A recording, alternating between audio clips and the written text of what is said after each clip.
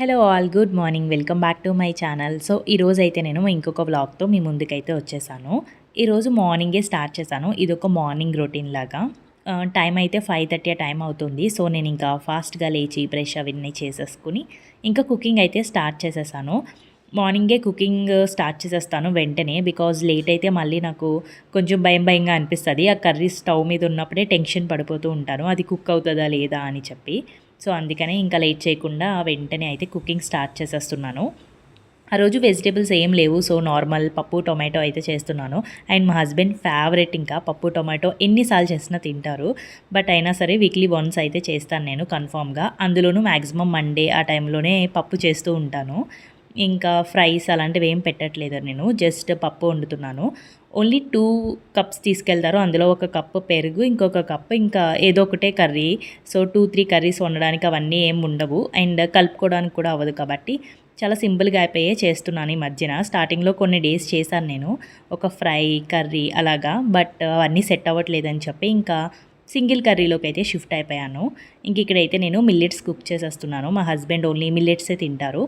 So అదైతే cook చేసేస్తున్నాను. మళ్ళీ మా కోసం అయితే ఆఫ్టర్నూన్ రైస్ పెట్టుకుంటాను. కర్రీ మాత్రం మార్నింగే ప్రిపేర్ చేసేస్తాను అనమాట. ఇంకా స్టవ్ అయితే మాత్రం కంటిన్యూస్గా ఆన్లోనే ఉంటుంది ఒక 1 అవర్ వరకు. సో ఇంకా రైస్ అయిపోయిన వెంటనే నేను ఇక్కడ పప్పు పెట్టేశాను. ఇంకొక సైడ్ అయితే చట్నీ చేస్తున్నాను మార్నింగే. ఇంతకు ముందు అయితే నైట్ టైం కూడా మేము టిఫినే చేసేదాన్ని. బట్ రీసెంట్గా ఇంకా స్టాప్ చేసేసాను మొత్తం. నైట్ టైం టిఫిన్ చేయట్లేదు, ఓన్లీ రైస్ టైప్ ఏమన్నా చేసుకుంటున్నాం అన్నమాట, వెరైటీస్. సో అందుకనే మార్నింగే బ్రేక్ఫాస్ట్ పర్ఫెక్ట్గా చేస్తున్నాను. ఇంకా చట్నీ ఏదో ఒక బ్రేక్ఫాస్ట్ ఏం తినాలనుకున్నా ఇంకా మార్నింగే. నైట్ అయితే మాత్రం రైసే కుక్ చేస్తున్నాను. ఇక్కడైతే నేను చట్నీ చేస్తున్నాను. ఇందుకు ముందు నేను చట్నీస్ చేసేటప్పుడు ఓన్లీ జస్ట్ బేసిక్స్ అన్నీ వేసేసి చేసేదాన్ని, కానీ అంత బాగా వచ్చేది కాదు. సో మా మమ్మీ దగ్గర చూసి మళ్ళీ నేర్చుకున్నాను అనమాట, కొంచెం కొత్తిమీర అన్నీ వేయడము. అండ్ ఇక్కడైతే నేను ఏబీసీ జ్యూస్ చేశాను మా హస్బెండ్ కోసం. జస్ట్ బీట్రూట్ క్యారెట్ వేసి చేస్తానమాట. మా హస్బెండ్ తాగుతారు. రీసెంట్గా మళ్ళీ స్టార్ట్ చేశాను. స్టార్టింగ్లో అయితే కంటిన్యూస్గా తాగేవాళ్ళము. నాకు ఇప్పుడు అలవాటు పోయి అస్సలు తాగాలనిపించట్లేదు. సో అందుకని చెప్పి మా హస్బెండ్కి మాత్రమే చేసిస్తున్నాను. నేనైతే కొంచెం కర్రీస్ లాంటివి ఏమన్నా తినాలి ట్రై చేశాను, కానీ నా వల్ల అస్సలు కాలేదు. సో అందుకని నేను జ్యూస్ తాగట్లేదు. ఇంక ఇక్కడైతే కుకింగ్ కూడా ఆల్మోస్ట్ కంప్లీట్ అయిపోయింది. పప్పు కాబట్టి ఈజీగా అయిపోతుంది కుక్కర్లో పెట్టేస్తే మంచిగా. సో ఇంకా పప్పు అయితే అయిపోయింది. బ్రేక్ఫాస్ట్ కూడా ఇప్పుడే ప్రిపేర్ చేసేస్తాను కంటిన్యూస్గా.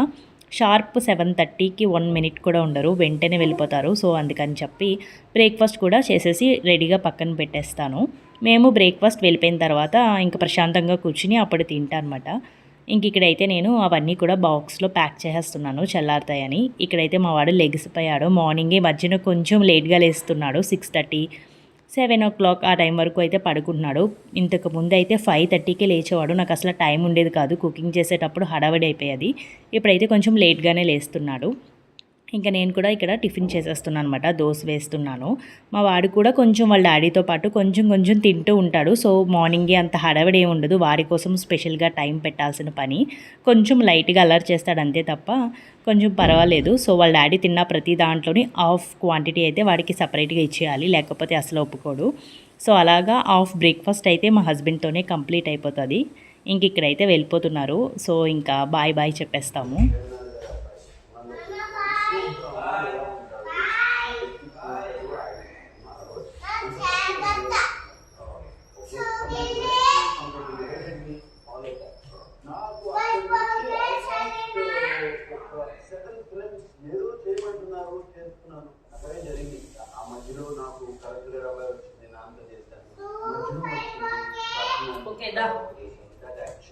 మా హస్బెండ్ ఆఫీస్కి వెళ్తున్నారని మా కుక్కలకే కాదు మా ఫ్లాట్ అపార్ట్మెంట్ మొత్తం అందరికీ తెలుస్తుంది. మేము ఇంతకు ముందు ఉన్న అపార్ట్మెంట్లో కూడా నన్ను అలాగే అడిగేవారు, మీ వాడైనా అంత గట్టిగా అరుస్తున్నాడు అని. ఇంత గట్టిగా చెప్తాడో ఇంకా కంటిన్యూస్గా చెప్తూనే ఉంటాడు సౌండ్ వినిపించేంత వరకు. సో అందరికీ వినిపిస్తుంది. ఇంకా అందరూ కూడా ఒక్కసారి ఉలిక్కి పడతారన్నమాట ఎవరు బాయ్ చెప్తున్నారు అని. సో ఇంక ఇక్కడైతే తర్వాత వచ్చి లైట్గా కిచెన్ అవన్నీ క్లీన్ చేసేసి ఎగ్స్ అవన్నీ బాయిల్ చేసినవి మా వాడికి ఇచ్చేస్తాను. వాడు అసలు ఎగ్ మధ్య నార్మల్గా తినట్లేదు, మళ్ళీ అందులో ఉప్పు కారం అన్నీ వేసుకుని తినాలి, అలా అయితేనే తింటున్నాడు. ఇంక అందుకని చెప్పి వాడికి అలాంటిది ఏదో ఒకటి చిన్నది ఇచ్చేస్తే వాడు కొంచెం టీవీ చూస్తూ తింటాడు. ఈలోపు నేను చిన్న పనులన్నీ చేసుకుంటాను.